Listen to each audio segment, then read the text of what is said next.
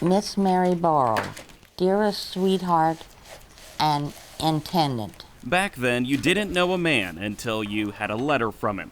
received your letter and the pictures this morning. But at a kitchen table, Nancy Tedder and Mary McCune find themselves reacquainted with him. Dolly, I would have looked at your picture all day. The beloved author is Clement Berger, their uncle. The beloved recipient is Mary Burrow, their aunt. It sure is pretty of you, sweetheart. They date back to the First Great War, the First World War. They were written in 1918. It was a time when words actually meant something. But 96 years later, these letters mean everything.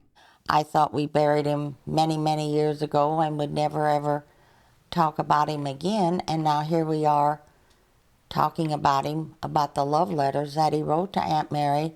How these letters were returned to sender is just as special as the letters themselves. We never thought this would ever happen. You see, the time-worn parchment was tucked away in some insulation, wedged in between the attic walls of their uncle's home. Nobody's done anything with that attic all these years, so... Undisturbed, they sat for nearly a century until the new homeowner decided to remodel.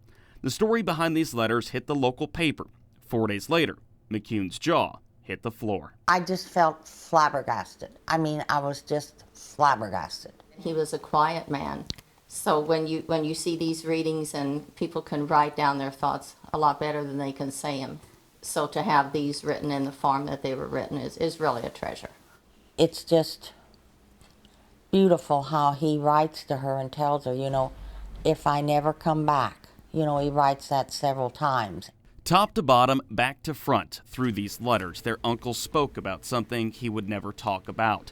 The missing link was this missing ink. I can't cry because I've had a stroke, and so I can't cry. But if I could have cried, I would have bawled through every one of these letters.